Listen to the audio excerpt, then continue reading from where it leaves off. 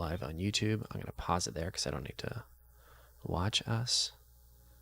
Okay, it's just paused there. And then I'm going to, what's up, YouTube? I don't know if you're watching. I think we got a few viewers, and we're just going to pull in everybody on Zoom. So bear with me a half second here as I find my way to the Zoom app. All right. We're going to hit broadcast, and we are good to go. All right. We're going to see a flood of people coming in on the Zoom. I'm really excited about this one. We got quite the audience. Especially for only, I think, sharing it out at the last minute. So I'm curious to see how many people we have. This is one of the biggest biggest cohorts of registrations that we've had in a long time. And so, yeah, this is going to be a fun one. Sarah, Rex, how are you doing today? Great. Good. Bright sunny day in California. Yeah. Same in Vancouver. Nice. Yes, it is. All right. We're going to give people a couple more minutes to jump in here while we are waiting. I'm curious if you're in the chat, come say hello. Let us know in the chat, where are you from today? Where are you listening? Where are you listening from? Come say hello. We've got a Q&A. We're going to leave some, Spain, London, dang, Nice. Philly, love it. India, Yeah. man, Poland. We always get such a great, and Cancun, Myrtle Beach, Saskatoon. What's up, Saskatoon? Nicaragua, man, sunny Spain.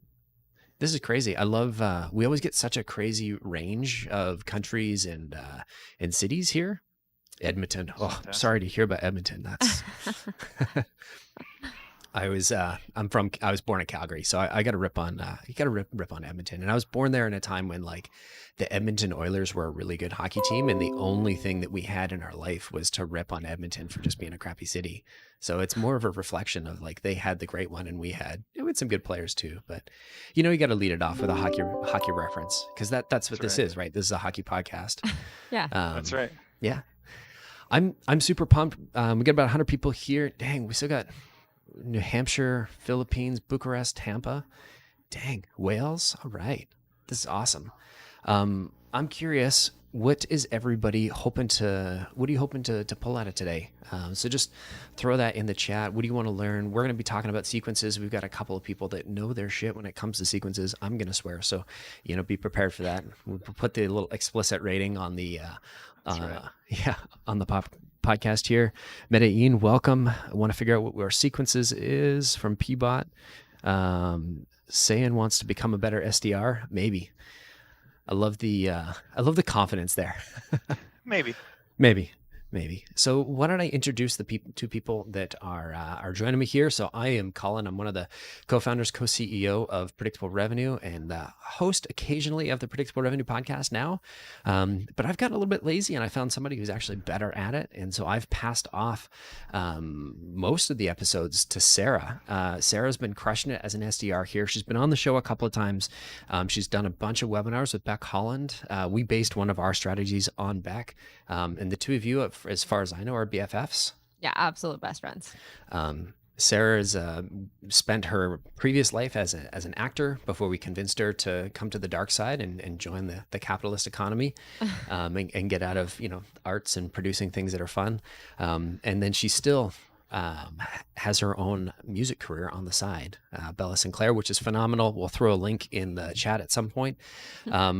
And really excited to have Sarah here, because we're going to be talking about sequences and cadences, and Sarah's got the firsthand experience. And our other guest here, Rex, has been on the podcast once. I feel like we tried to get you on 3 years ago. Yeah. 5 times. But yeah, you were one of the first guests to come on the podcast, which was super fun. Rex, at the time, king of cold calling, hated cold email, but I think you were a little bit biased just based on the company you're working for. We were somewhat competitors, kind of, but not really. It's a big space. You were doing the cold call side. We were more on the cold email, cold social side, and then sort of we transitioned to multi-touch. But Rex is he's also written a book, Cold Calling No Fluff. And you're leading sales and marketing over at OpenSense. So Rex, Sarah, welcome to the live webinar, live podcast, whatever we want to call it. Everybody from Spain to Bucharest to India to Edmonton, Alberta, welcome. And I'm going to I'm going to lead off by letting everybody know that everything that you need to know, or that everything that you already know about sequences, building sequences, and cadences is wrong. And these two are going to help you figure it out and figure out what you're doing wrong and how we can fix that. Now, most people, you put a lot of time into building your sequences, building your cadences, and there's so much advice on the internet. If you're blogs, LinkedIn, webinars like this, there's so much conflicting information. Um, and so I brought these two together because we've got two different sides of two different conflicting opinions, and I'm going to do my best to stir the pot. I'll jump in with anecdotes, and if I can find an opportunity for a really cheesy dad joke, I promise you I will make it. I'm curious though, let's lead it off. I've heard about these mythical SDRs that can book 50 meetings a month. Rex, tell me how I can replicate 50 meetings a month for every one of my SDRs. Yeah, you know what? There's so many factors there. And I've had SDRs, so I've run 2 sales development agencies in the past. So I know that they exist, that it's not always about the SDR. It comes down to a lot of things that are developed in the sequence, but also it comes down to product market fit. I'd say is the number one thing you can do is have a product that people actually need, that solves a real problem or creates a real opportunity for them. And then just communicating that in a pretty succinct way, you're going to drive a lot more business than those who have a Me Too product. Those are the ones that struggle the most. We had some of the best cold calling script writers on our team, some of the best cold email template writers, and still the big difference, came down to a lot of times the product. I mean, just there was a need in the market that was really real, and if you could communicate, hey, here's that need, here's how we solve it, that was a big difference maker. There's a lot of other things you can do right. I know Sarah's going to break down a lot of those too, but I'd say number one, if you don't have that, you're going to be fighting an uphill battle a long way. Yeah, I'll double up on that, and then we'll get Sarah's take. But I think product market fit is 100% accurate. In the early days, we helped Uber Eats scale, or we helped Uber scale up Uber Eats when they first wanted to reach out to all their and like the initial top 50 restaurants in every state. And we jumped up and we were booking in less than 6 weeks. I don't even think we had our contracts sorted when we did this. We were booking like 300. We did like 327 meetings in the first month. Amazing. But the product market fit was insane. The brand was bonkers, and they just had a really like everybody was excited. They were hitting on such a strong pain point. And so my question, Sarah, is why aren't you booking us 327 meetings a month? We have a strong brand. It's a fair question. Everybody needs what we sell. Yeah, Why not? absolutely. Why are you so under quota? I know it's tough. So I think that's a really interesting one, and it's kind of funny because even with perfect product market fit, somebody like Uber Eats, if they get to the point, well, actually, you know what, they're a bad example. I feel like they'll always rock it. So we'll get rid of them and we'll just say there are times that you'll have great product market fit and you'll nail some particular type of outreach with some particular type of messaging, this like great type of sequence that you've never done before. And you will. Like I did the same thing. I developed this spin on Beck Holland's personalization at scale approach. And I did book 130% of quota. But the funny thing about Outbound is that the same thing that worked last week is not necessarily going to work next week. And it doesn't matter how, innovative and creative and amazing it was, it may just run out of steam. And so that's a kind of funny thing that I think we'll also touch on. Regardless of the product market fit, regardless of how great your sequences are, you've got to be testing and you've got to be iterating and you've got to be trying out new things, because you can't just watch a webinar like this, make your sequence, copy and paste it across all your reps, and now they're all going to get, 370 meetings a month.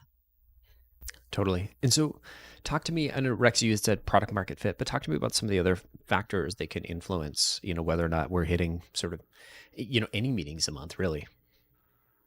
Yeah, I mean, so there were 4 components we talked a lot about as I was developing campaigns for over 100 companies previously. Target is the first one. Do you actually understand who the person is that you want to be selling to? Where you start the conversation? Do you understand who has a problem you can solve? The message, so including like the way you phrase things, but also the offer. Like, what are you proposing to do for them that they should be willing to take a meeting? Are you expecting, a lot of us get complacent if we've been in SDR for a long time or in Outbound for a long time. We just expect that everybody knows that, like, on a meeting, we qualify you, you qualify us. There's some mutual exchange of understanding about each other's service, product, company, whatever, value proposition. and like you should just want to do that. But there's a lot of buyers who that's not normal for, they're not comfortable with it, it's not enticing enough to them, frankly, because there's a lot of competition. So it's target, it's message, it's your channel. I know we're going to talk a lot about this too. Channel's huge. Where does that buyer show interest? Where do they expect to be hit up for, a sales opportunity? And then it's timing, right? Is there anything we can know ahead of time that tells us this is the best time to reach out to these people? Like timing yourself right after Uber Eats just signed up 100 customers in your city, not the best timing. Like maybe another signal, or that could be great timing. You got to test and learn these things. It could be great timing because people are starting to hear, oh yeah, I would like to learn more about that because my neighbor, this restaurant down the street, just got Uber Eats. How are you guys different? So figuring out what those signals are that express buyer intent or more likelihood to engage. So there's a lot of those components, but target, message channel, and timing are huge. Target, message channel, timing. Sarah, anything to build on that? It feels like a pretty comprehensive list. It does. It definitely, no, I would say something that kind of it is a subcategory maybe of kind of timing and channel is I think when in the sequence you utilize each of those channels. So it's absolutely covered in both of those things, but I think there's a kind of cross section of not only do you have to decide which channels are most effective for who you're targeting. If you're targeting, a 75-year-old owner of an industrial company, maybe he's not hanging out on LinkedIn, but you've got to also figure out how they intersect, how the different channels intersect, and when you've got to use them during those sequences. It's a really good piece here because we've seen this in the chat. I think Camilla was asking about sort of cross-platform sequences, so LinkedIn and outreach. Sarah, why don't you talk to me a little bit about what you saw from Beck and why it wasn't necessarily like a perfect fit for what we're doing, and then we'll go all the way to the opposite side, and we'll talk about Rex, and he'll tell us why you're totally fucking wrong and are just wasting your time. Great. Yeah. So Beck Holland's Personalization at Scale is basically a way to do your research on a prospect. So you start off with an account-based list. You then go out, and her kind of first step of any sequence was the research step. And she has this amazing way of kind of getting all these custom fields in your outreach or whatever sales enablement platform so that you're able to plug in all these different types of research. And then as you go through the sequence, whether you're calling them, emailing them, you can plug in this research. But one of her buckets of where to draw that research from is LinkedIn engagement. So her first most kind of important bucket where she's going to get the most response if she refers to this type of engagement is in self-authored content. So if somebody's posting something, they write an article, something like that. People love for you to refer to something that they wrote and show that you found value, and then that draws them in, and then you can kind of take the conversation from there. The reason that didn't necessarily work for us is because I wasn't doing an account-based approach necessarily. And then a lot of our prospects don't ever self-author anything on LinkedIn. So I can give myself the 10 minutes or 5 minutes of research on each one of these prospects, but I'd find myself scrolling through LinkedIn and trying to find their activity, and they maybe were like liking some irrelevant post here, commenting on something irrelevant there. And I ended up having to go to not very valuable content for mentioning, like researching just stuff off their website, which of course is not going to be super relevant to them.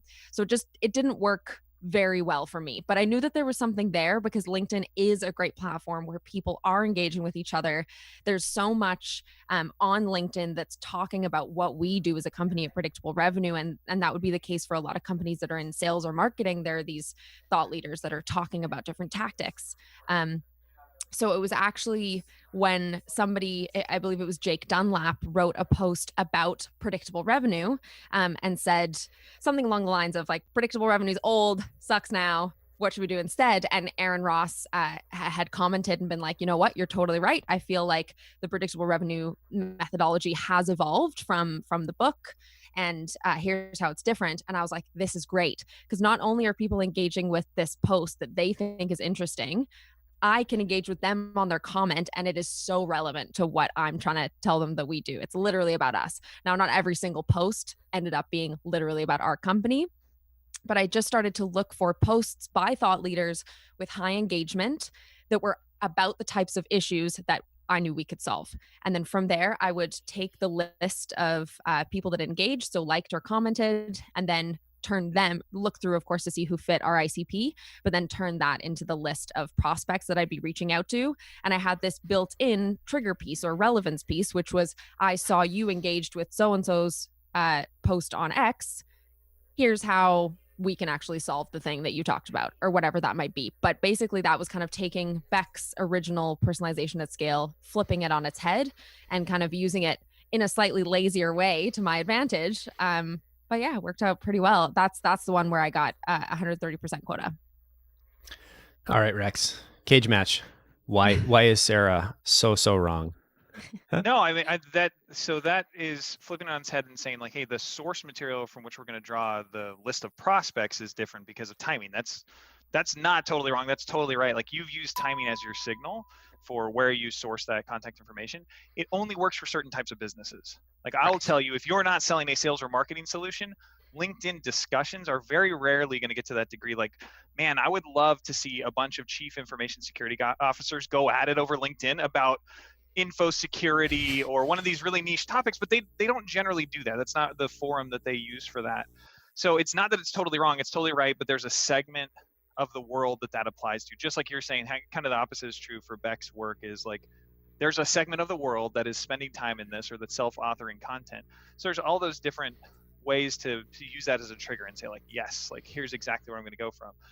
Also, the other challenge is that doesn't scale across, let's say you have 20 sales reps. That's very challenging. You're going to really struggle, because one of the factors that we didn't talk about, product market fit is big, but size of the market. Mm-hmm. How many people are there out there that are fitting that segment of the market that you're describing?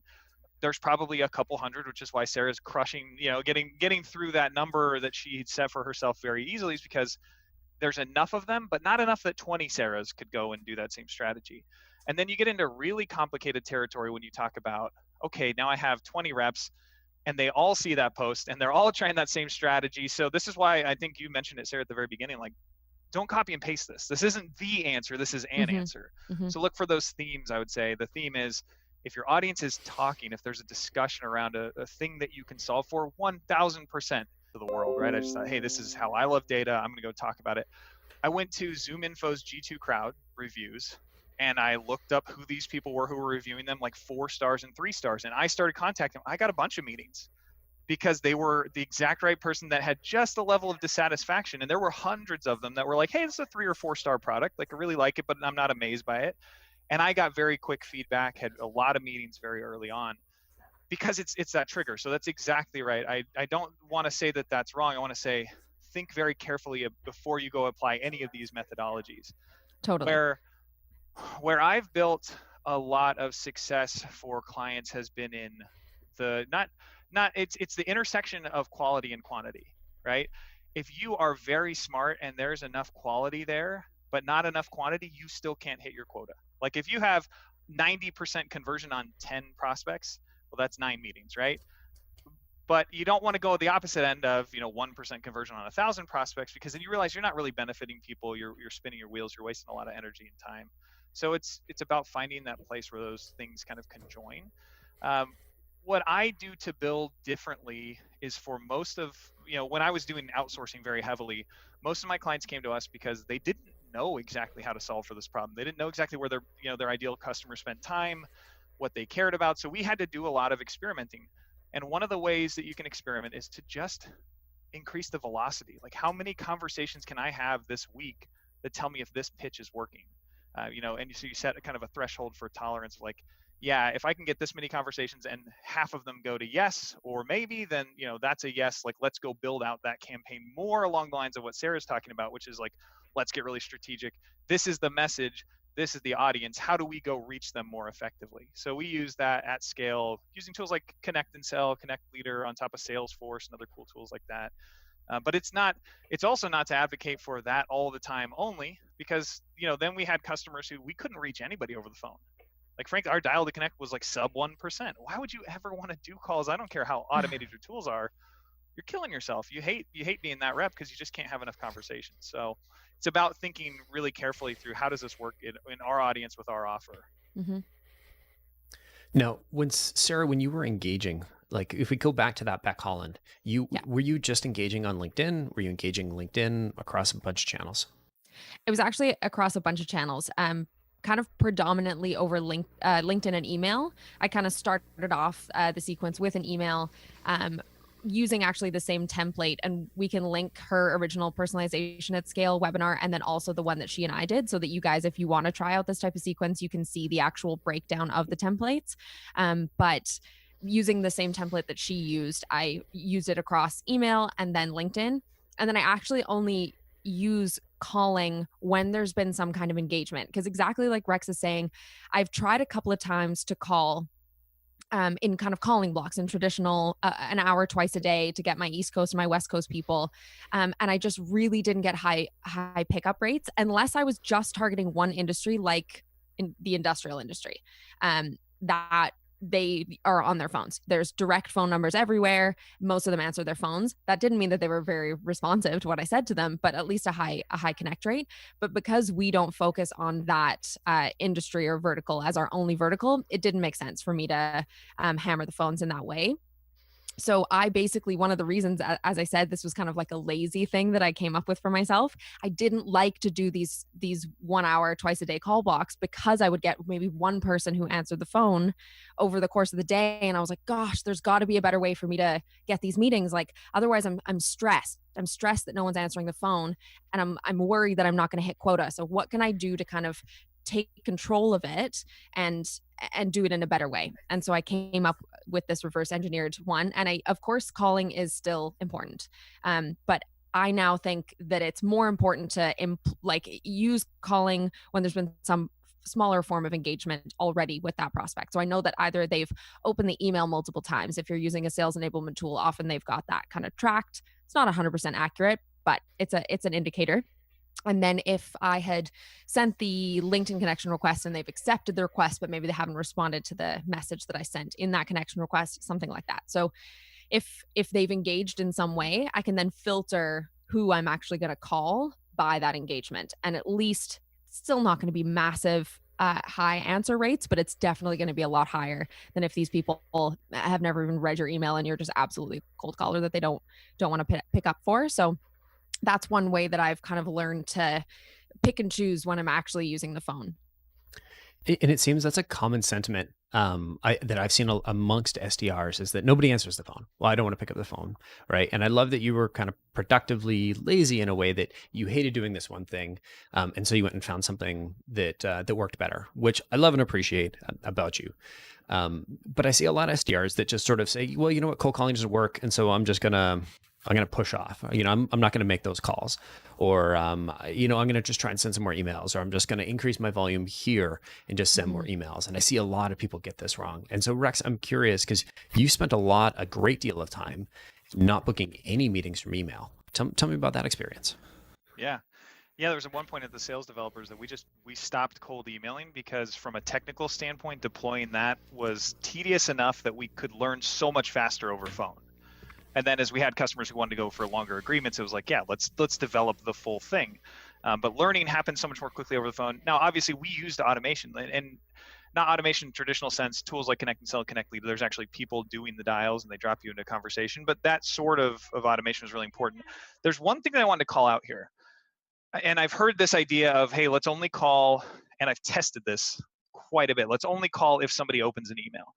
The only thing that I want to call out here, the most important thing is channel one does not influence channel two. Channel one, it being email, in terms of our pickup rate or likelihood to look at or listen to the message, likelihood to respond to positively or give feedback on the message, 100%. If they've read your email and they hear your name when they pick up the phone, 1000%, I believe that there is a likelihood a higher likelihood that they are going to be responsive to your message, or at least recognize your name and say, oh yeah, remind me, Sarah, what's this call regarding? Okay, perfect. Yeah, you know what? I saw your email. Sure, let's book a meeting. But Wow, that if was we, easy. yeah, No if we, objections. that's right. It's a laydown because they saw the email. Sarah sent a great email. So this But is webinar over. That's all you need to do. that's right. That's all you need to know. The trick here, though, is to not trick yourself or not to fool yourself into believing that an email open means that their behavior has changed, because phone answering is a behavior. Am I a phone person? I'm a phone person. Anybody who wants to sell it to a director of sales and marketing at OpenSense, you can call me. I'll give you my cell phone number. I will pick up that call. I'm a phone person.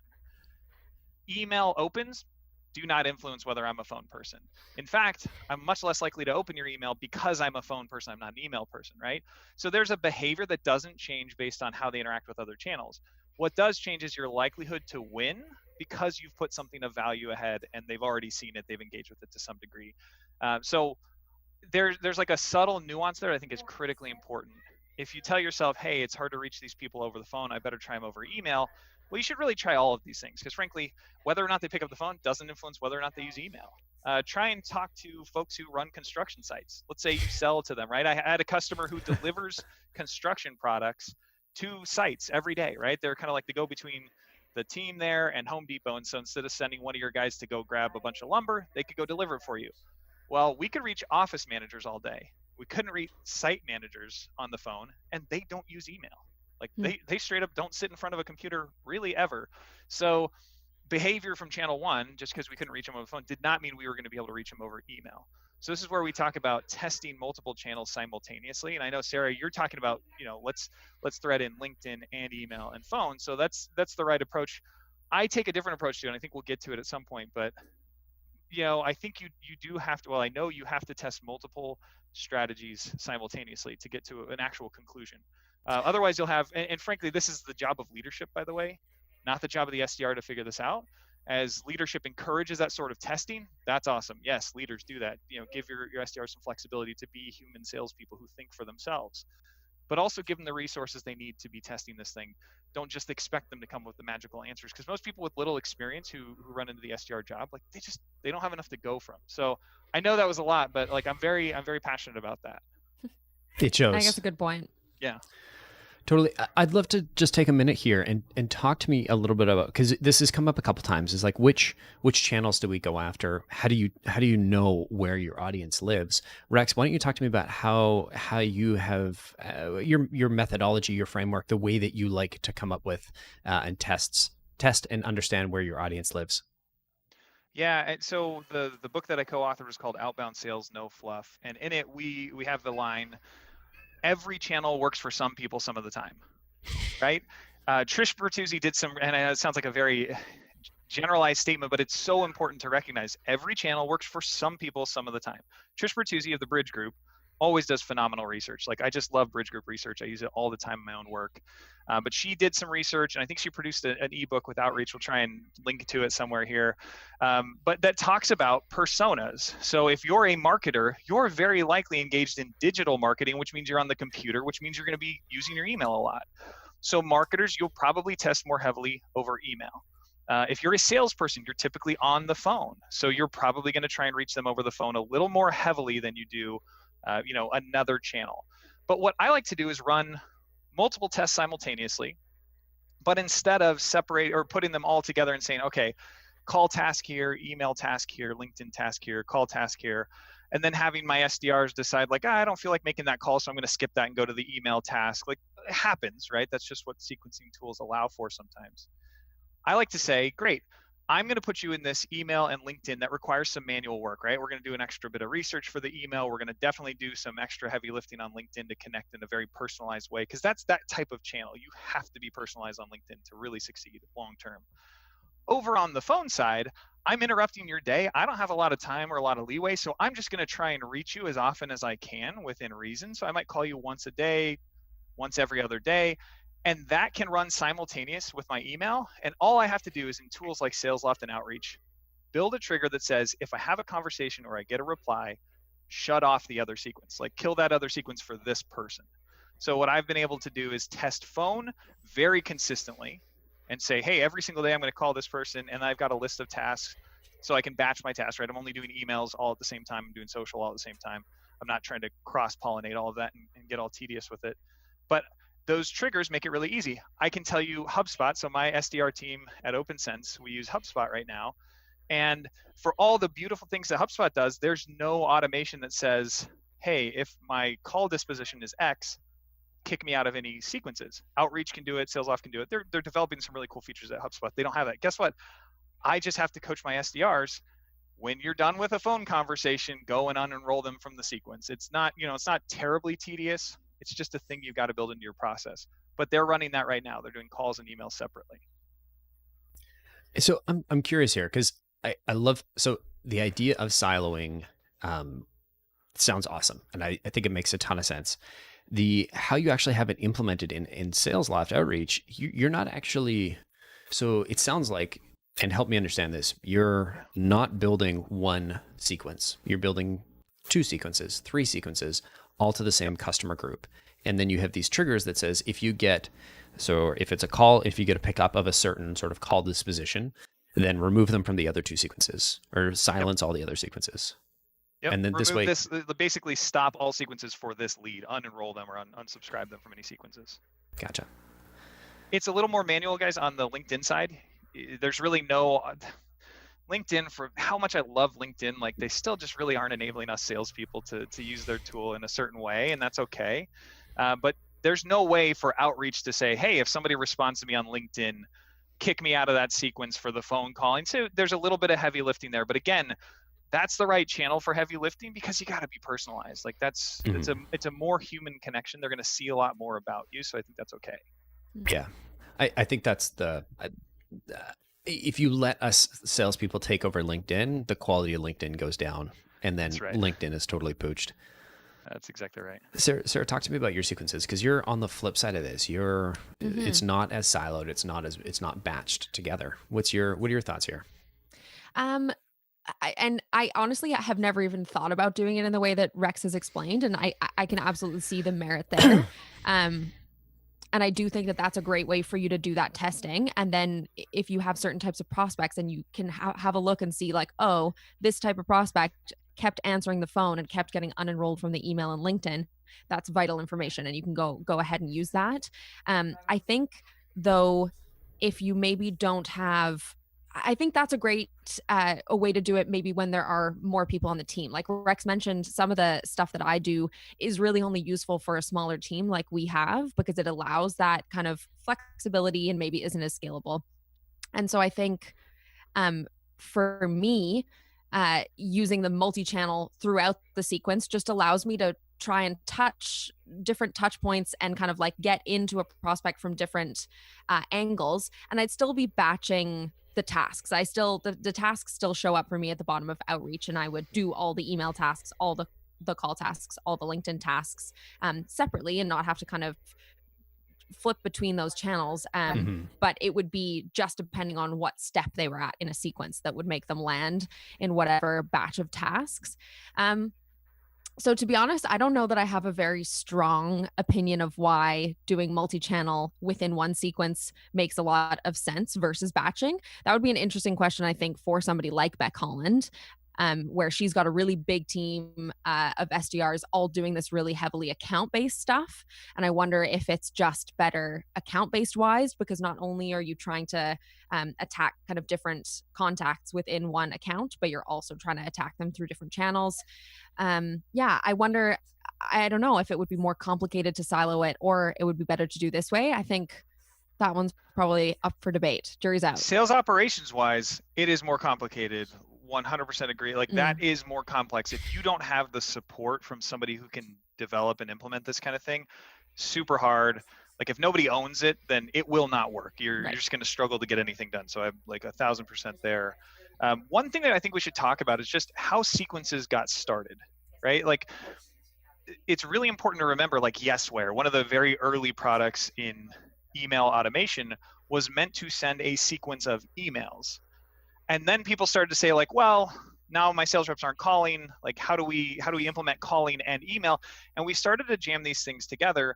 But we just see these behaviors that it tend to not work out very well at scale, because you have to coach a lot of these little behaviors where, like, Sarah, you're probably very motivated and you're one of the early team members, and you get a little bit more leadership say on how things work.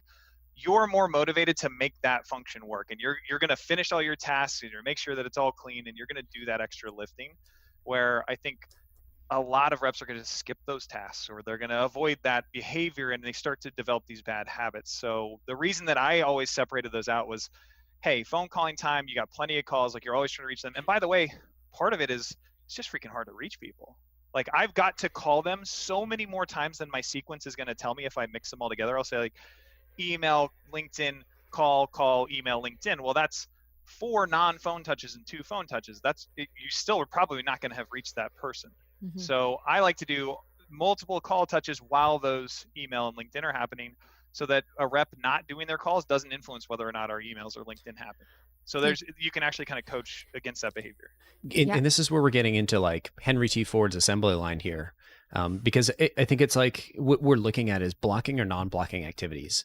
And when I think with Sarah's approach is we're saying here is, and I feel like this is one of those things that a lot of people just fuck up. And so I'm just gonna hesitate to add like a little bit of drama. Is you get so wrapped up in what your sequence design looks like. You get so wrapped up in the messaging, you get so wrapped up in the actual spacing of things and reading about testing and is it right? Is it wrong? Should I do it now? Should I do it? It doesn't matter. You gotta call now and as many times as you can. You gotta send like a few emails, but not too many emails, right? If you're sending a prospect 3 to 4 emails, that's probably enough. If you're calling them a couple of times a day, that's probably enough. And the format and the design doesn't really matter. It's like the color of your car. It still gets you from point A to point B. It doesn't matter if it's green, red, brown, yellow, or that funky little Volkswagen thing that had like the clown car with a bunch of different colors on the doors and the hood and all that. It doesn't matter, right? And the thing I love about Rex's approach here is that this is, you're saying calls are a non-blocking activity. Email is a non-blocking activity. So if I'm getting email responses, that's great. That's a bonus. But if I just want to go and grind on the phone for 2 hours, 3 hours, right? Because I'm trying to hit my goal, right? Maybe I'm 130% of quota. I want to get that extra kicker and hit 140 because it's going to make, help me buy that silly Volkswagen clown car thing. Then you can go do that and you can easily spin up sort of a list of prospects that, hey, I might have called them this morning, but I'm going to call them back. Yeah, I agree. And by the way, there's some human element to this, right? I posted on LinkedIn about this and I shared with my SDR team. We did a training on time blocking. And you have to, as a leader, as a manager, and as an individual contributor, you have to recognize, like, I'm a morning person. I am going to do amazingly well on the phones as soon as I sit down at my desk. There's a lot of people who aren't. By the way, there's some people who, when they come in from the weekend, they had a long weekend. They're just not feeling it on a Monday, or maybe they get the Friday, the feeling of like, oh gosh, I'm so glad it's Friday. I can't wait till I leave. That's not your ideal time for a call block. So if you have call tasks due every single day, you can't really batch those because they're preventing your emails and LinkedIn tasks from occurring. So like maybe Friday is my email and LinkedIn day and I'm just jamming, I'm prepping and like pre-sending and scheduling out emails to send in the future, all that good stuff. And like Tuesday, Thursday, I've got 4 hours of calling because I know like I'm in my prime, and it gives you a little bit more leeway. You can have more conversations. You get a few more at-bats in that one kind of time blocked period. So you can, as you know, everybody who's done cold calling knows, like, you get into a rhythm. If you set one, you're much more likely to set two. It's like the same as when I sold alarms door to door. If you got that first sale, you'd better keep going because you're much more likely to get that other one. So if you can separate them out, you can make it a little easier to batch those tasks, which it sounds like, Sarah, you're already doing a lot of batching of tasks, which is really smart process work. Then you can sometimes get into that groove. If that's your kind of style, if that's how it works for you as an individual contributor, like, think about that. If that's how it works for your team, if you want to coach towards that, it's a good behavior to encourage, like figuring out where you're most effective, because every cold call is not equal. It depends on your mood as a person, depends on the time of day, a lot of things. So I think if you can separate it out, that can be really beneficial. It doesn't work for everybody. Fantastic. I feel like that was just a big, what a big rant, Rex. I know you're super passionate about that. And just the ability to, like, we've had a couple of people say, hey, like, what about some tips for SDRs? Like, what can we do? I think one of the, like, I just want to highlight one of the things that you said is that there really is no perfect time to call. There is no right, no wrong time to call. If you are going to be super productive right now, get off this webinar and go make your calls. Go hit those dials. If now is the time where you're eating your lunch or you've just had your lunch and you're feeling that kind of like, I'm a bit tired. I'm not on my toes. I'm not on my game. Then like batch your research in this point, like at this point. And so I love how you are, like, while these are things that ideally it's built into your sequence, there's within Sales Loft and Outreach, you still have the ability to be flexible and schedule your day. Your calendar lives in Google, office, right? And so that's sort of a very actionable takeaway that it doesn't matter what tool or what level of support you have on the sales operation side. This is one thing that you can take away right now. Yeah. All right. I'm going to, and Ron's saying it's, was it 10 o'clock, 8 o'clock his time, and he's going to enjoy a glass of wine while watching the webinar. Ron? I like Let's to not do any batch cold batch calls. my wine glasses too. Like You don't want to batch spread those them. out throughout your day, huh? I mean, depends, right? Like if you're trying to, if you can't drink all day if you don't start in the morning, right? So, and then you Very got to true. be strategic about it. I've got my Diet Coke here so I can appreciate. Yeah, I yeah, can sure. respect that. It I looks need like my it caffeine injection. looks like a Yeti with one of like a beer can hidden inside. It's classic. It's an old TSD mug. We love it. Oh, nice. So we've got some questions here. I'm gonna jump in, and we're people on YouTube. We got 150 people in the Zoom. We got 80 people on YouTube.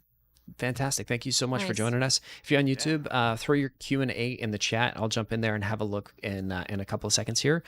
Mark earlier was asking our opinion on straight up LinkedIn versus cold calling cadence. Which one's going to be better? I think that goes back to what Rex said. Your audience is not necessarily going to be active on one versus the other. So that's completely dependent on who you're actually trying to target. And if you want to even toss that in the chat somewhere, we can speak more specifically. But if it's these old school like brick and mortar industrial construction companies, LinkedIn's not going to work.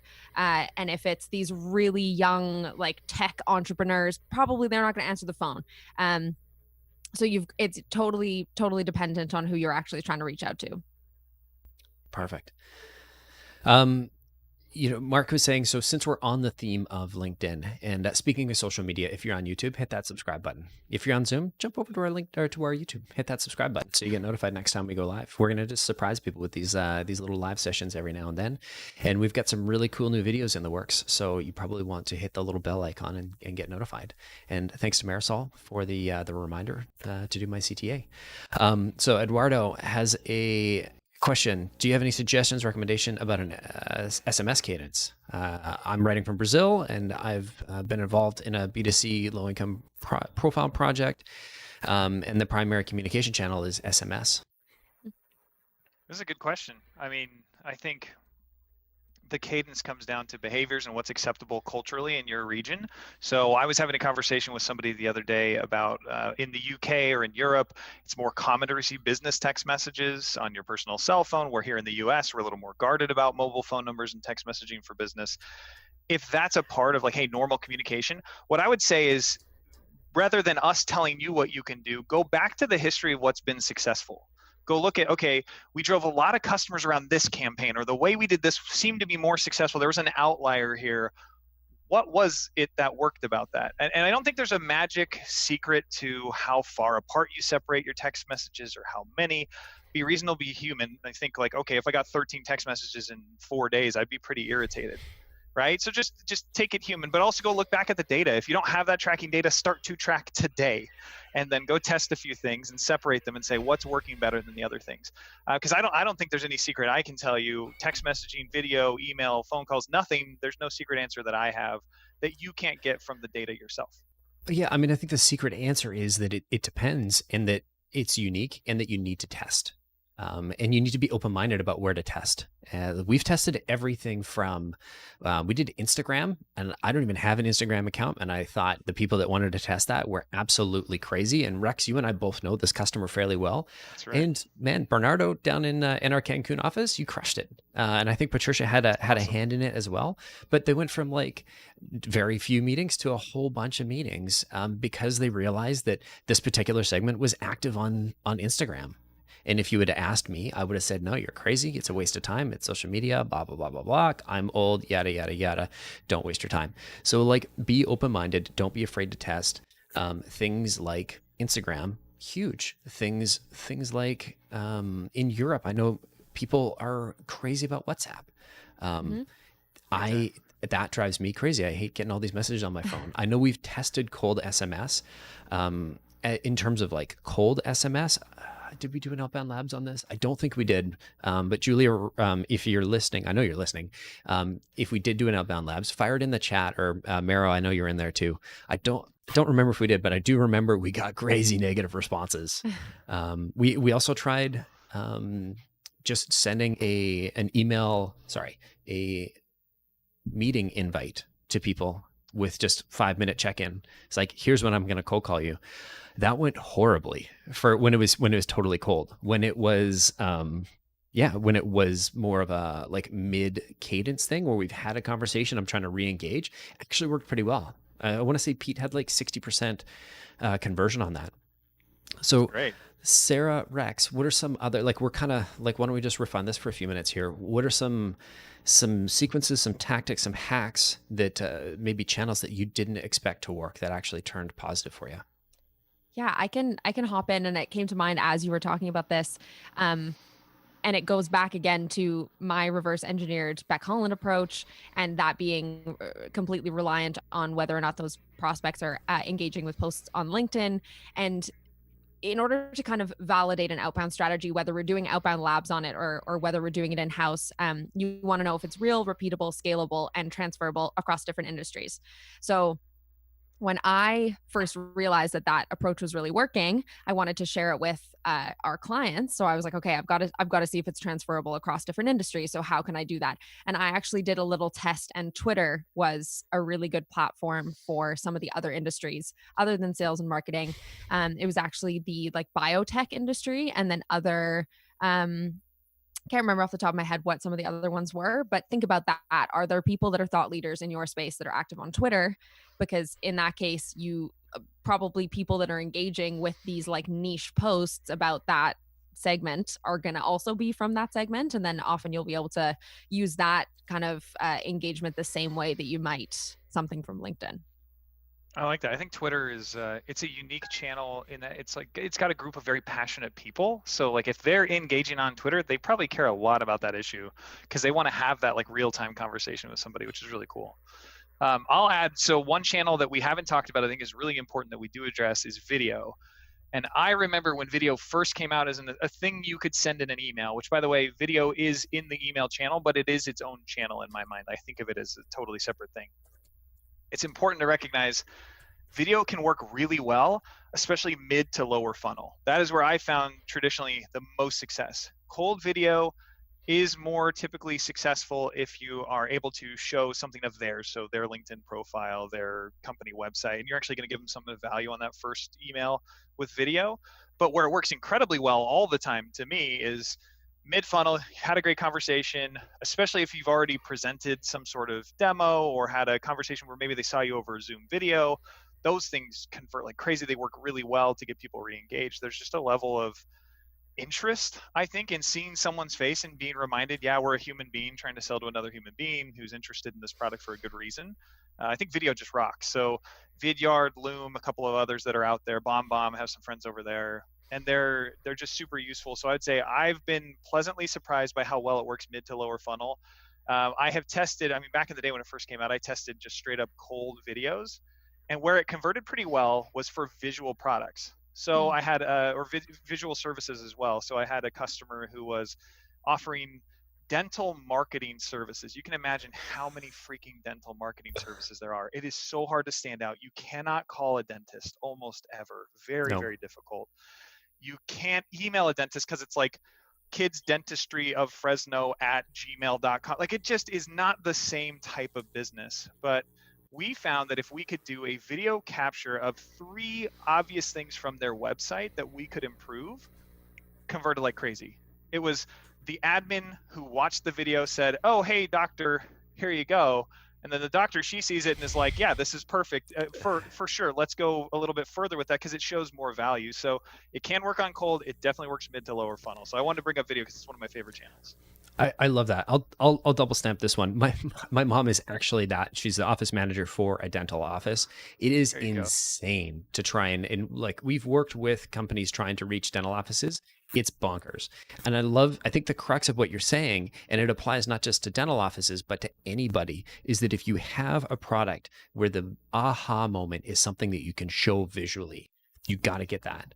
Right. If it's Yeah. something that is more about the value and the return, you got to put that like like right in front of your sequence of your cadence of your messaging, right? You need to, like, we're trying to convince people to take a meeting with us. We have to do enough, like display enough social proof so they don't hang up on us or delete our email. And then we have to get to like, this is the reason why I'm reaching out to you.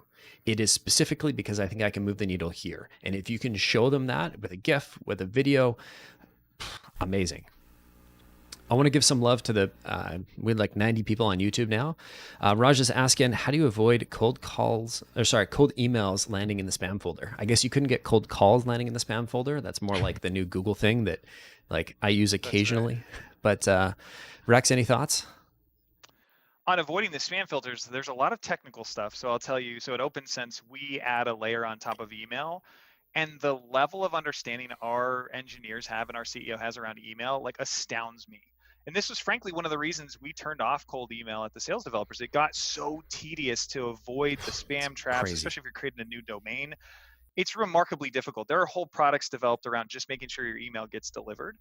But I think one of the most important things you can do is not send 1,000 of the exact same email. The level of personalization and scale that Beck Holland was teaching, that Sarah mentioned today, is a thing that I've seen work for a very long time. And just batching that work is the fastest way to do it.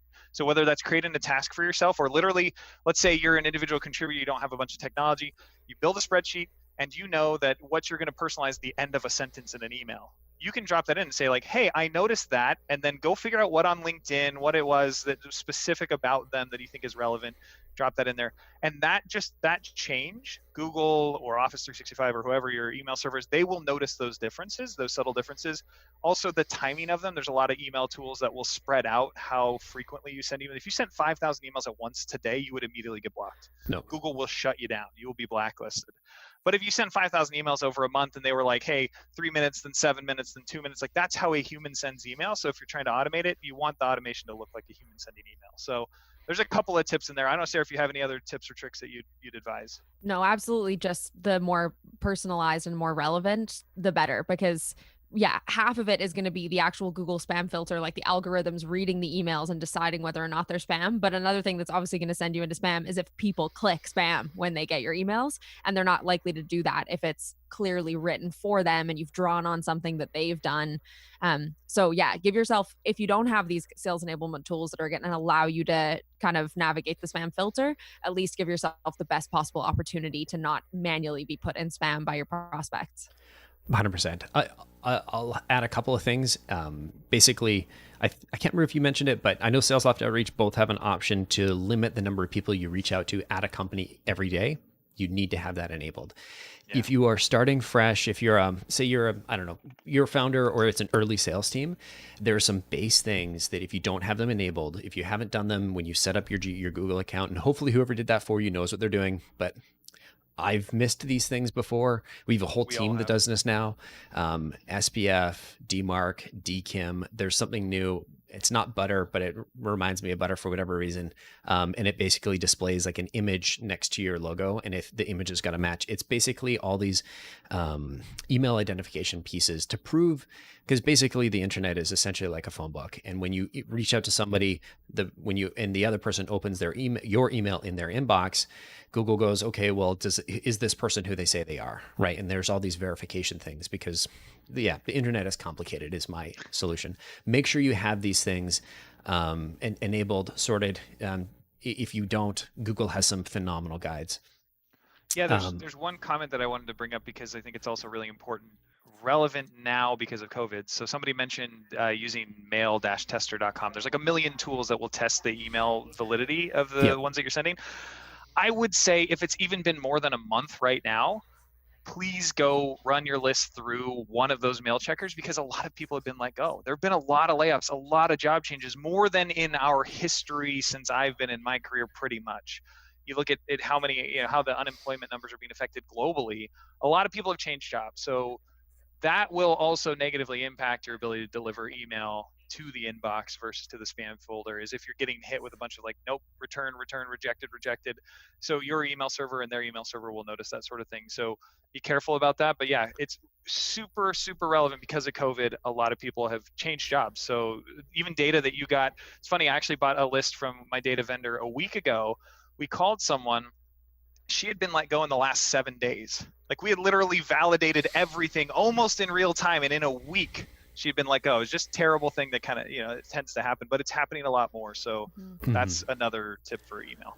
100%, because a lot of those in the long run, a lot of those emails, if you don't get them out of your system when they bounce, or if you don't clean them and they bounce, one, it's going to negatively impact your sender score, which is something that Google and all the providers, they calculate, but they don't tell us how they calculate it. So, but we can assume if you send an email to a bounced account, it's like Google's going to know and they're going to ding you for it. But another thing that some companies do is they'll ship those, they'll forward that email address to one of the anti-spam providers, and they turn it into what's called a honeypot. And so then they know that, hey, this email account has been dead for 7 years. So if you are sending to it, then chances are you bought it off a list and you don't have their permission. And so now all of a sudden your sending reputation just got nuked. So there's a ton of great tools. We use Fresh Address. I love them. They're very good at removing the stuff from the honeypots. It is a bit difficult. Last time I checked, it was a little bit difficult to use, but 100% worthwhile. They're also way more expensive than anybody else, but it's still not it's not going to be a huge dent out of your budget here. Yeah. I'm going to butcher your name. I apologize. Anja? I'm going to go with Anja. She's asking, just starting with outbound activities and ABM on a B2B side, would you suggest starting with an internal team, or would you get an agency, somebody like Predictable Revenue and their service LinkedIn offering, where you get a bunch of experts, people like Sarah running accounts for you that have been there and done that? I don't really have an opinion. I maybe have the most relevant opinion of someone who's run agencies and no longer runs an agency. If you don't have the internal resources, and I think ops, sales ops, marketing ops is the most difficult to find skilled internal resource, and least likely to have at an early stage, because just from an investment standpoint, it costs too much. I would definitely go with a trusted agency. You might choose Predictable Revenue. I would say that will get you kickstarted. You'll get off on the right foot, so you can learn things much faster. What you don't want to do is just hand that over and say, good luck, because frankly, nobody knows enough about your product to say like, okay, this isn't working, or it's working to this degree. How do we make it work to the next degree? Well, you know more about that because you're probably talking to real customers. Even if you have 5 customers, you know more than an outsourced agency knows. Having run those agencies, I know there was only so much tweaking and finessing we could do. But a few conversations with your agency provider, and you can enlighten them, open their eyes, and give them some additional insight. Let them talk to your customers, by the way. Big win if you can have an agency, like if you're using Predictable Revenue, you said, hey, here's 2 of my customers who are willing to talk about why they bought from us. That goes a lot further than just a case study or a testimonial. They can ask some deeper questions. They can get a lot further along. But from a sales operations perspective, I love building this stuff, so I could do it all day long, but most people don't. Most people don't know the nuances, especially of things like email deliverability. If that didn't scare you, I don't know what's going to. So maybe use that as your guiding star here. If that scared you, call Colin's team. If it didn't, all right, maybe you're off on the right foot from a sales ops perspective. But I would say that's probably the biggest hire you're not going to make internally to make this successful out of the gates. And honestly, as somebody who has a bunch of SDRs, it's a hire, like the sales operations hire was one that we hesitated in making for way too long. And we have somebody amazing now. But it's just, you don't realize how bad it can get. Because you're thinking, oh, well, my SDRs can build their cadences and the SDR manager can work on the messaging tweak. You don't realize how complicated the interfacing between Salesforce and Outreach can be, especially if you're sitting on this webinar right now or on YouTube and you're like, hey, what Rex said earlier about, the multiple different sequences or cadences, and I'm going to silo this and silo that, and you don't have a sales ops person. I mean, it's doable. Can't even imagine. It's going to take time. Get chat support from Outreach or SalesLoft. I highly recommend getting chat support because it's the only way to get through those kinds of issues. But expect it to take a while. Totally. If you want a hand with that, like we've got a service that we've just spun up. We've got a pretty awesome sales ops crew, and we are pimping out their time, for lack of a better word. But if you need a hand, I don't know, reach out hit me up on LinkedIn or YouTube, or throw it in the comments or something. We'll get in touch. But I'm going to get to another one here. There was a really good one. Somebody was asking about where's the best place to start? Where should you build your SDR team? Obviously, Montreal, the best bagels. They're from Montreal, so solid bagels. And the smoked meat, we can't argue. I'm biased. We've found remote and distributed talent, especially in COVID. I think hiring wherever you can, where there are solid people. I think especially right now with all the tools like Zoom and Sales Left, Outreach, Auto Close. I see you guys in the YouTube chat helping people out. Thank you. I appreciate that. It doesn't really matter where. It's about can you find the right can you find the right people? Right? Is your hiring process equipped to help you dig in and really understand who's the right fit to be an SDR, and then is your onboarding geared up so that you can onboard and hire new people wherever they are. It's been a huge step up for us in having to onboard people remotely, and I thought things were going to catch on fire. We sort of did it, and then all of a sudden nothing happened. It's like, okay, I guess we're doing this. It's live. So like predictable revenue, there are 55 of us. We're all remote now. We burnt our offices to the ground for the insurance money. No, I'm kidding. We just got out of our leases. But Rex, Sarah, I'm curious, do you have opinions on where's the best place to build an SDR team? I'm going to let Rex go first on this one. Sure. Yeah. I mean, I've had SDRs globally. I've had SDRs locally, and I can tell you the difference between local and distributed.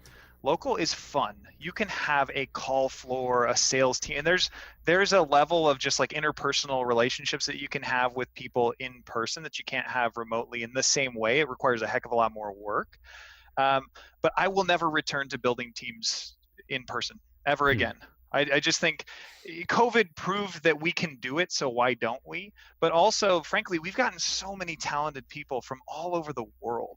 It allows you to expand your mindset beyond just, okay, this city, okay, commuting distance from this city, okay, this state, because we understand local laws, like, man, there's enough services out there to help you go even internationally. There's a lot of vendors that I've worked with in the past that connected us with talent internationally. As you're building an SDR team, I think the most important thing to think about is the end customer, the prospect who's going to be receiving calls and emails. To what degree can you train and coach people to be successful at that, either remotely or in person? But all over the US and Canada, all over North America, Central America, I mean, I've seen teams in Belize that do amazingly well. It really depends on your audience and your ability to coach and train. So I am like 2 thumbs up for global, just looking everywhere and finding the most talented folks. But if you don't have those resources, if you're not confident in your onboarding abilities, being in person gives you a little bit more of that openness to just like, hey, can you come over and help me write this email? The other way to do that, though, keep your Zoom channel open as a manager and just say like, hey, pop on anytime you need me. I'll turn off my video if I'm not available, but just pop on as you need me, as if we were in the same office. So there's ways to work around it. Yeah, I mean, what do we have? I'm going to get the number wrong, but I want to say 12 SDRs spread throughout Mexico.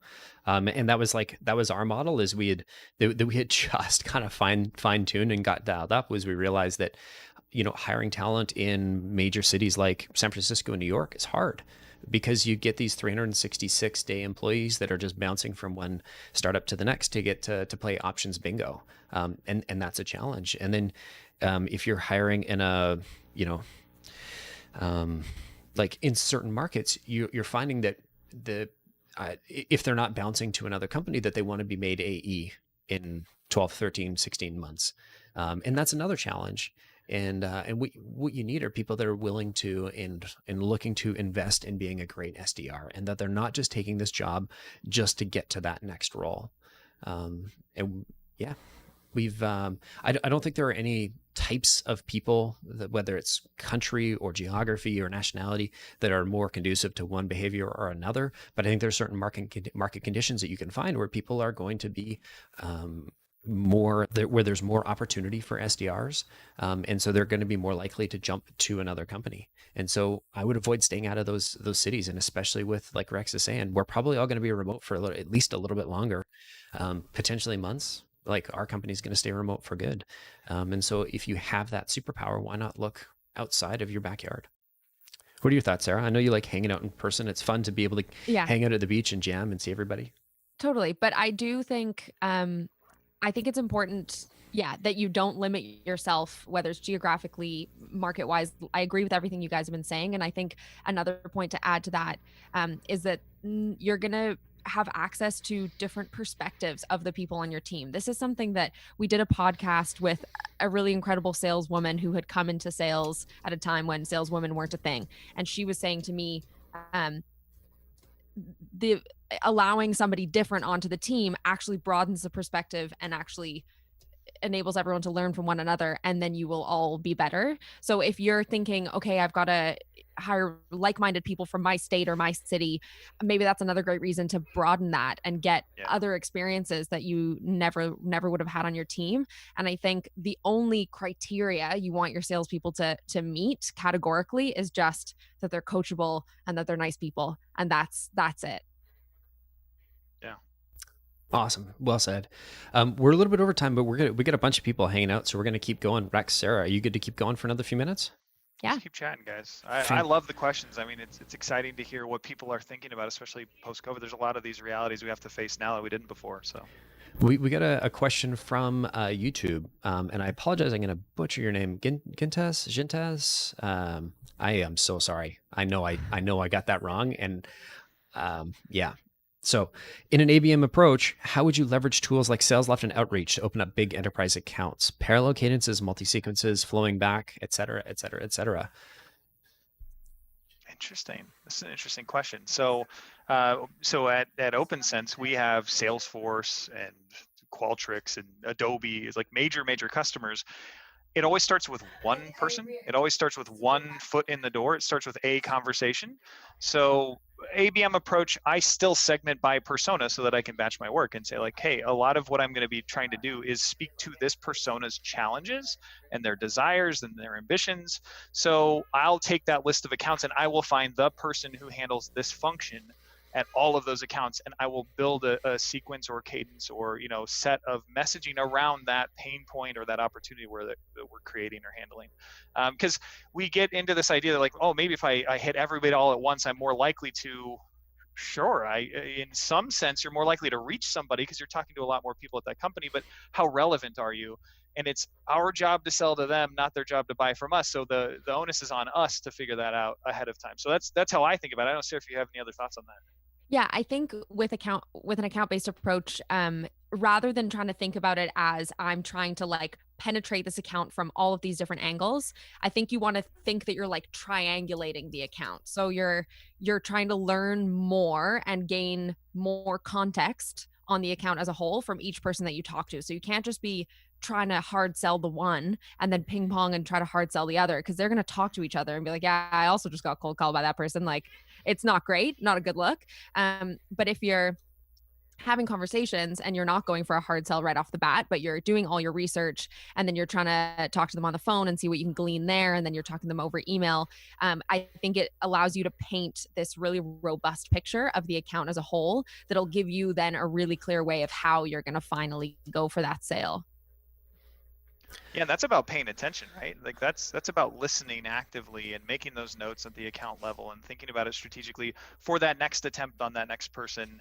Yeah. It's a very Aaron Ross thing to go and ask for a referral. Say like, hey, I don't know if you're the person who handles this, frankly. Like I talk to companies like you, and you're typically in the seat that I talk to, but maybe you're not the right person. Here's what we do, and you can get some great referrals that way to break into an account. So I think I Absolutely. like the way you said painting the whole picture, because I think that's the right way of looking at it. It's not just selling one person. Got to get your foot in the door, but person A can tell you a lot about person B's pain points. You can learn so much. So if you're paying attention, you can be a little smarter. Mm-hmm.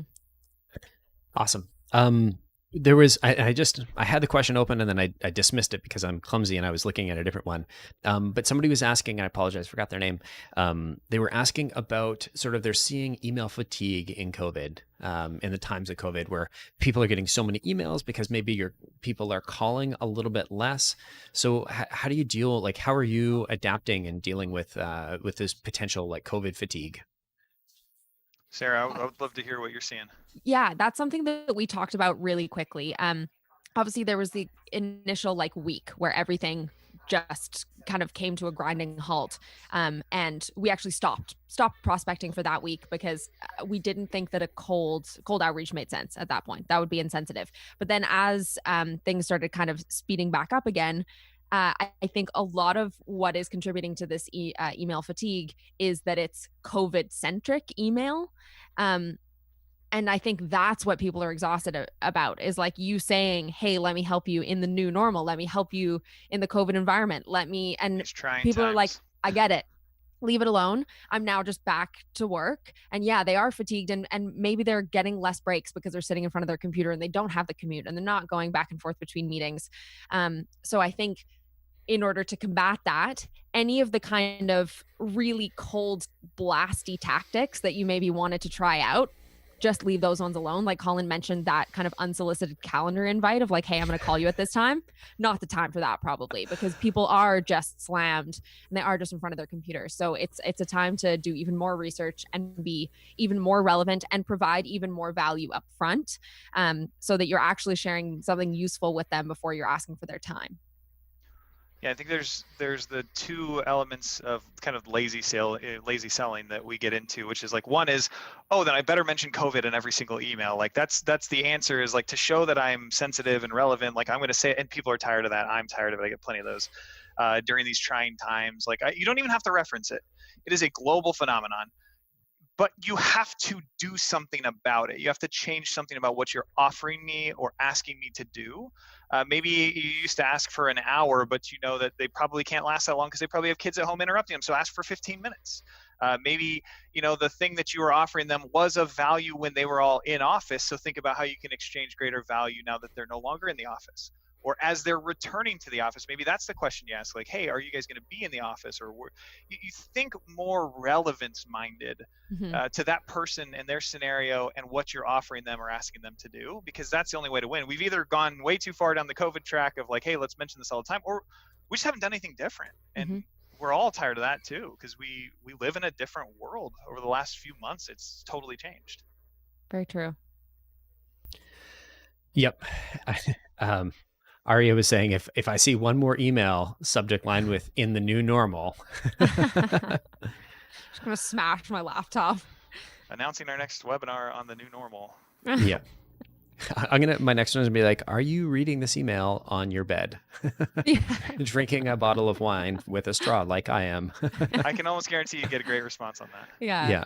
Yeah, exactly. Instead of sending like those Netflix boxes with like the the Netflix card, it's like, I'm just gonna send you some toys to distract your kids for an hour. That's right.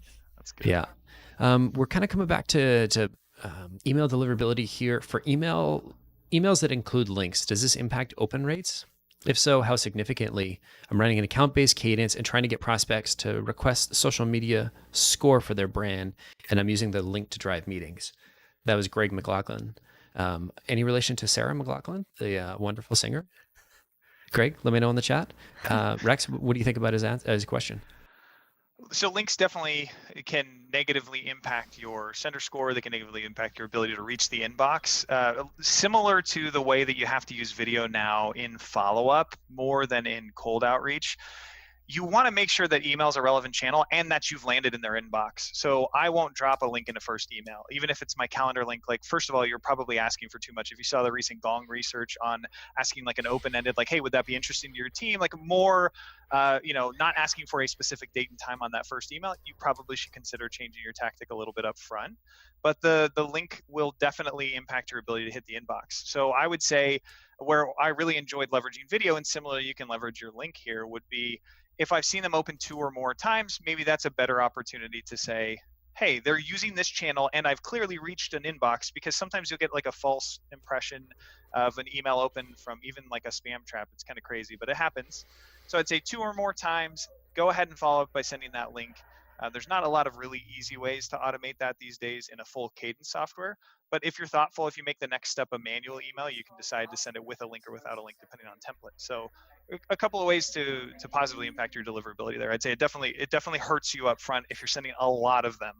If you're sending them very personalized and the link is just one, consider there's also social links probably in your signature. Obviously, I deal a lot with signatures at OpenSense, and there's a lot of things that can impact you from your signature. So links, images, those will affect you as well. So it's often we think it's one link, but it's also our website link and also our social media links and a couple of other things in there, and those will definitely impact it. And just along the same lines, and I know, Sarah, you've probably got something to add, but if you're using SalesLoft Outreach, a cadence sequence tool, make sure that you're not using their default like salesloft.com unsubscribe links. There's a way of setting up your own subdomain. So it's like unsubscribe.predictablerevenue.com, because that's one of those common things that in the tool, if they're seeing unsubscribe.outreach.io or .com or whatever, that's going to tank your deliverability big time, because it's the same link all over the place. And it's not just you, it's everybody sending that and sending the cold emails. And so suddenly you're going to be grouped in with all these other people that are sending emails on that system. Sarah, why don't you go ahead? Yeah, I was going to say a way to kind of think about when you should include those links to kind of have them make the most impact is when I'm writing out sequences, I like to think of I'm like continuing the story that I'm telling. So my first email is that relevance and the trigger, and not like explaining who we are, but just that first little touch of who we are. And then in those follow-up emails, I can start to paint a better picture of who we are and how we can help to the prospect. And it's then that I might include something like a case study or an ebook that we've shared on the topic or whatever. So if that first point of contact is just about sharing, attempting to connect and share the value that you think you can share, and then any email after that, you can start to include those links to just round out the picture that you're painting of your company. That's a good way to think about it. Perfect. Anya was asking, not our old Anya, not that she's old, our Anya, but the one that used to work at PR, different Anya, is asking about how does marketing fit in? Do they share responsibility for the sales operations, sequences, cadences? I know how our marketing team kind of fits in, but Rex, I'm curious. Why don't we start with Rex, and then we'll jump in with Sarah, and you can talk about some of the air cover that marketing provides you. Mm-hmm. Yeah, I mean, it depends a little bit on your philosophy, but my philosophy is sales send sales emails, which are personalized one-to-one, even if you're sending one-to-many, but it's like an individual emailing you. So I don't have marketing send mass emails unless they're to subscribers and it's clearly a marketing email. There's a few cases where you can change that, but generally marketing doesn't provide a lot of cover from like an email, certainly not from a cold calling perspective, but marketing and sales are working hand in hand at our company at OpenSense right now. We're offering specifically a webinar for field and event marketers. And so marketing created the webinar, they created a lot of the collateral. And then over on the sales side, we developed our messaging to mirror perfectly what the collateral says, so there's not some weird disconnect. That's a real challenge, is between sales and marketing. Hey, there's a marketing asset, but when you get to that landing page or when you download that ebook, it doesn't say anything like what that email said or what they said over the phone. So making sure that your messaging is aligned, it's kind of more sales' responsibility. But if sales sees things in marketing's copy that's like, this is not going to be appealing because we have the real conversations, you got to be having that conversation. You need to be sharing honestly, like, this is why it's not working for us. We've tried it this many times. Here's the data. But they can work really well hand in hand if you're coordinating offers and events and things like that together. So I think that's the burden is kind of on both teams, but more on the sales end.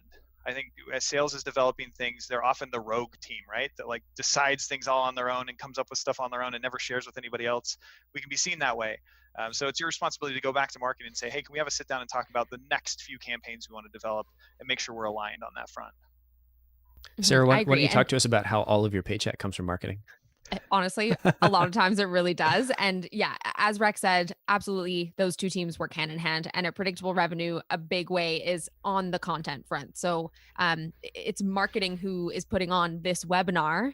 And after this webinar, there's going to be a list of registrants that they're going to give to me. And then I'm going to build a list of prospects from that, and I'm going to build my sequence. And like Rex is saying, it's really important that whatever you're writing in that messaging is really relevant to whatever that content was. So of course, I'm on this webinar. I know what the content was. But if it was a different webinar, I would ask the marketing team for the recording of the webinar, and I would ask for any like blog post or written collateral that we had around it, so that I make sure that I'm referring to something concrete from that actual content that marketing is creating and releasing.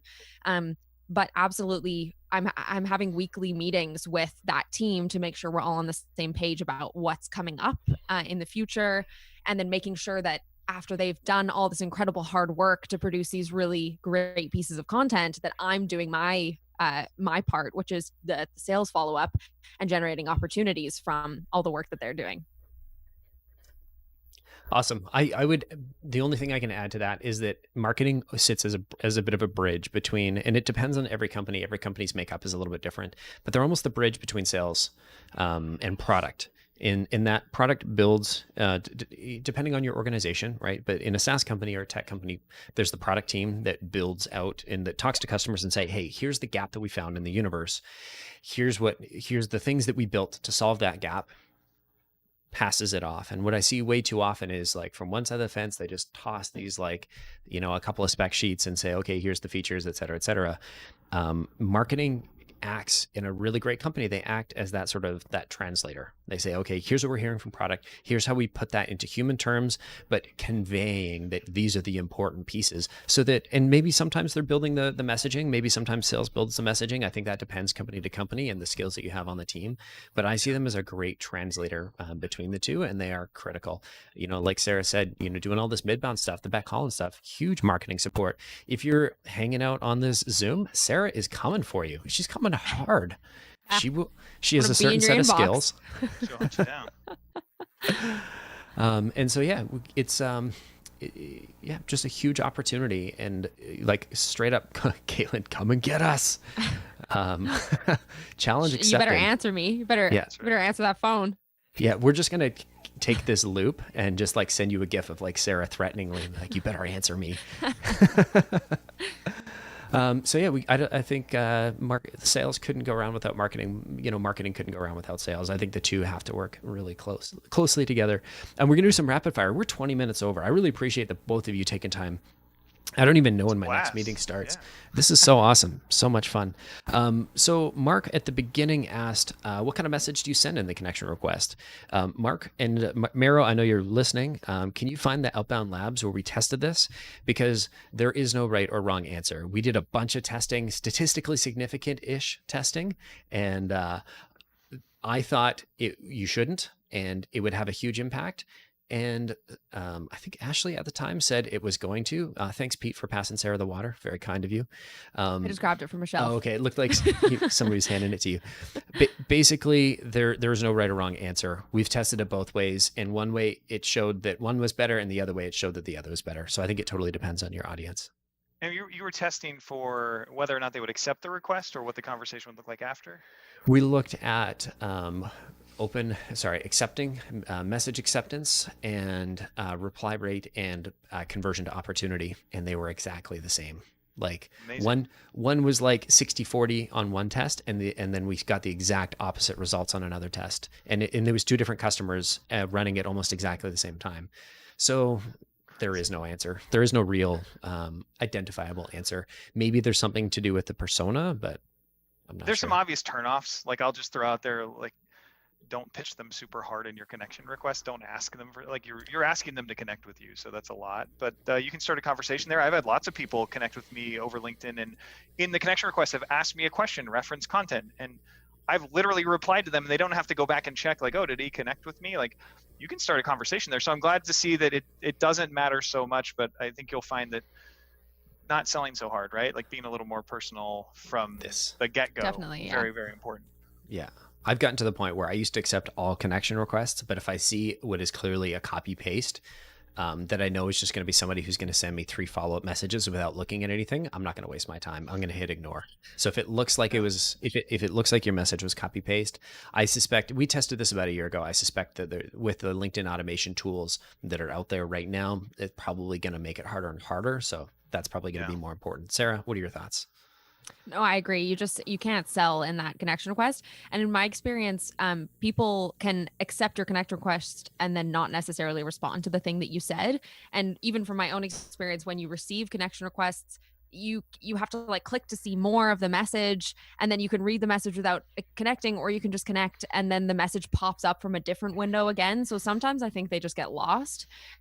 So yeah, if you send something like a question, or even if it's just kind of a relevant introduction, you're probably still going to have to go back and check manually or send another follow-up message. But for sure, don't just open with a hard sell, because they're just going to hit ignore. Yeah. Ron is adding that he doesn't think people aren't logging into LinkedIn anymore. It's just job seekers, recruiters, independent professionals looking for a job. I've seen data differently. I've seen C-levels responding on LinkedIn where I didn't. I've seen C-levels. I've seen engineering titles responding where like engineers are typically very hard to get in touch with. maybe these are just engineering leaders that were looking for jobs, but the data that I'm seeing, and I haven't done a big study on it, but anecdotally, we are seeing a very strong response rate from LinkedIn across a variety of different titles that are traditionally not very responsive to email and phone. We get two more questions because I mean, I could keep the two of you here forever, but I don't think that'd be very kind. So we're going to go to Julio, and then we're going to go to Mohammed. And so Mohammed started with, what is your recommendation for new SDRs? I feel Just like I can. flat out recommendation. Go for it, Sarah. You've been a No, new no, no. SDR sooner than me. Okay, fair enough. Yeah, I was gonna say I feel like I can field this one relevant to me. You've got to first of all take all the training that you can get from the people that'll offer it to you. So lean on everybody that you can. If there are other SDRs on your team, listen to their calls, ask them their tips. Sales manager, sales development manager, whoever's there, do your best to absorb all the information that you can and don't be afraid to ask questions all the time. And then once you've got that strong base of knowledge and these kind of tried and true methods for your company, then get creative and see if you can figure out a way to experiment on some stuff above that foundation of what you're kind of required to do. Yeah, I think what you hit on is exactly what I want to talk about, is above what you're required to do. If you look at your quota or your daily dials or emails or activities goals as your number, if that's the number you own, you will not be that successful. You'll be as successful as whoever dictated that number to you. And as successful as you can multiply that by the skills that you're developing by taking on all of the trainings that you can. But if all you're doing is looking to do whatever somebody else told you, that is the level of success you will attain. Maybe you're a little bit smarter, a little bit faster than the other person sitting next to you, and maybe you'll be a little bit more successful, but you'll never be that much more successful. So I think you have to take that to the next level and say, what do I personally want to achieve career-wise, but also just like as this person in this role? And I'm not looking at how can I become the VP of sales in 5 years. I'm looking at, I want to be an excellent sales professional. I want to be amazing at SDR because maybe I'll go over to marketing after this or product or wherever else. But if I learn these skills will take me places. So definitely taking on that training, but setting a goal for yourself that is above whatever the goal is from your manager. Mm-hmm. If it's 120 dials a day, do 150 and see what you can learn from that extra 30 and experiment with that extra 30. Because then you can't get in trouble for trying something different because you at least did your number and a little bit extra, right? So that's where you can start to get creative. A lot of SDRs look at their day and say like, I don't really like what someone else is giving me to do. Well, do more, don't just do different. Mm-hmm. And in that space, that more that you create, do different, and you can experiment and you can learn from that. And then you can prove to your boss, hey, by the way, that worked. See those 2 meetings I got today? That was from that other strategy. By the way, if you look at the leaderboard, I still hit my dials or I still hit my activity of the day. Really important. You can't argue for more, for more power without having at least completed what you're expected to do for the day, for the month, for the quarter. That was going to be the piece that I was going to add is every SDR, obviously, we see a lot that hey, I don't want to be an SDR for 30 years. I understand that nobody goes to school to be an SDR. It can be a stepping stone role, but I think the one big mistake that a lot of SDRs make is seeing it only as a stepping stone and not really paying attention to where you're walking and saying, I'm just trying to get from here to the next one. Yep.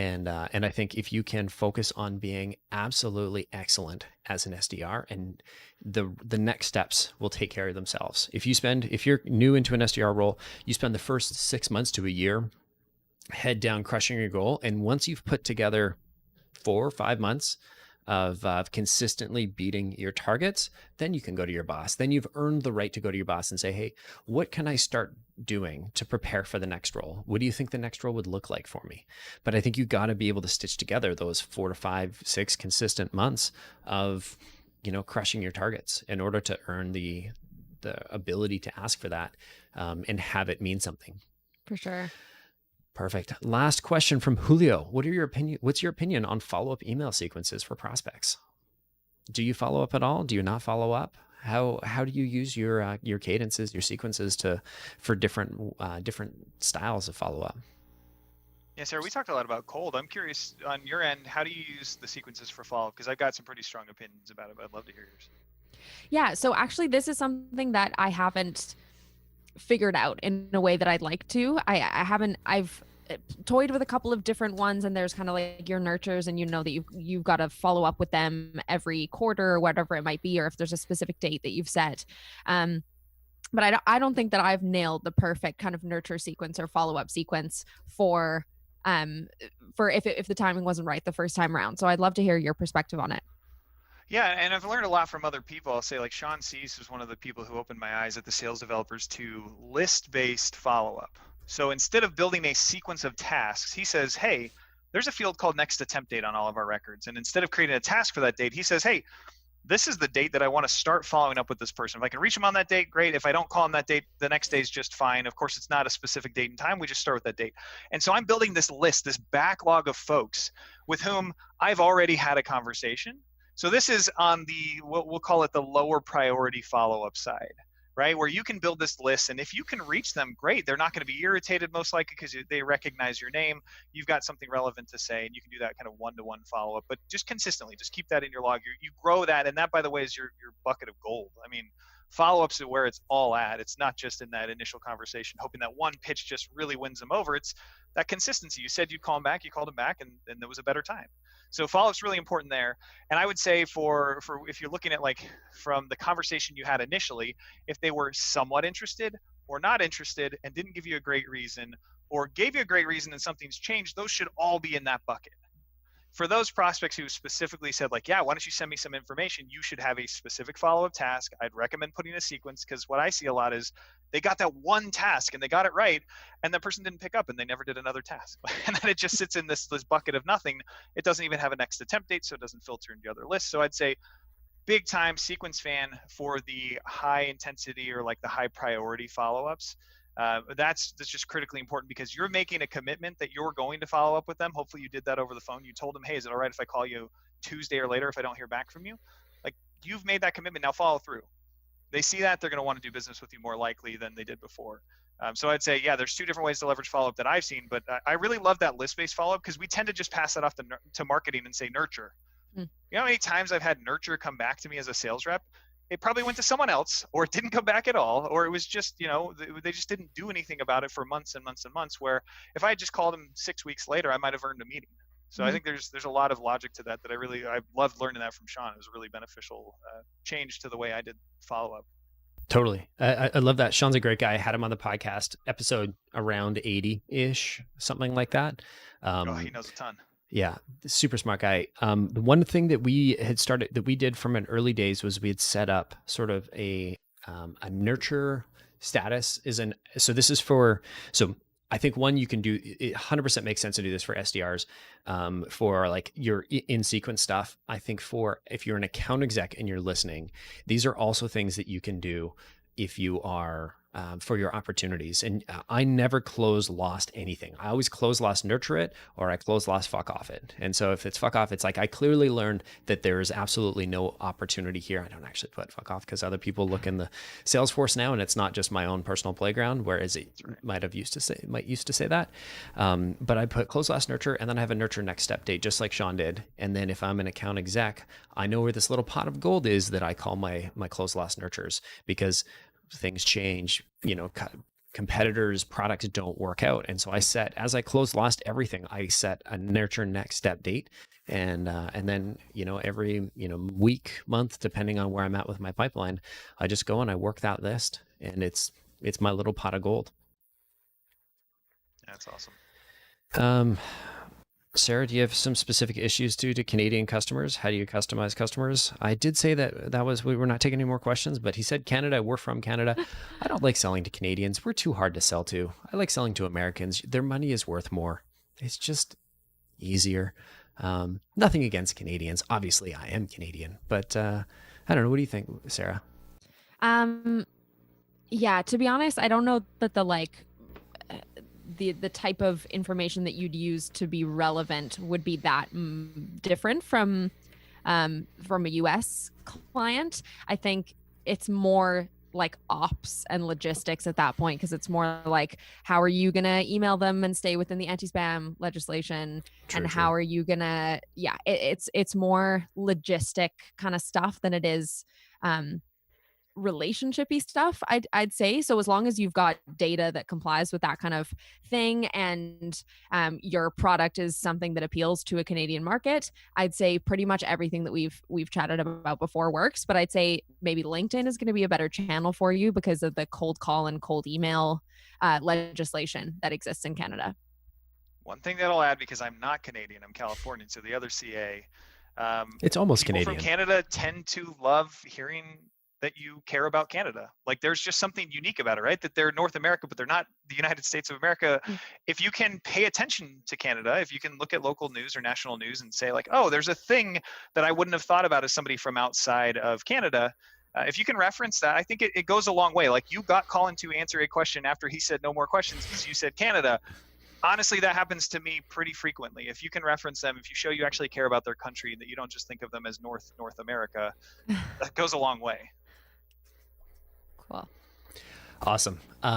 Bob was just asking about Zoom stats. I'm just responding to him here. Peak on YouTube. I think we peaked around 90 on YouTube, about 170 on Zoom. So thanks everybody for hanging out. That's all we have for you today. Really appreciate it. If you're trying to connect with Rex, he's Rex Biberston on LinkedIn. Meryl threw a link, so grab that. Sarah Jane Hicks, and I'm Colin Stewart. Thank you all so much for showing up and hanging out. Thanks, If you're guys. right on, if you're on YouTube, please hit that subscribe button. It'll make me look good because I did this at the last minute without telling marketing until like 15 minutes before. So I'd love to be able to rub it in their faces. Meryl's like, true. Be like, see, this was worthwhile. We had a bunch of people on YouTube. Hit that subscribe button. Make me look right. And then, I don't know, then marketing gets to, I don't know. We'll do this again and we'll keep doing it on marketing. Maybe we'll get Sarah to sing the next time because she's a phenomenal singer. Lean on me. Yeah. All right. Thanks, everybody. Thanks, guys. Cheers. Thanks, guys. Bye. See ya. All right. Thanks, YouTube, for hanging out. Really appreciate this. Anya, please hit that subscribe button. I can see you're still chatting. I see you're still there. 52 people. Come on. Like, give me 52 subscribes. You don't have to hit the bell icon. I'm not going to bug you, but hit that subscribe button and let us know that you care. Thanks, everybody. Thanks, YouTube. See you later.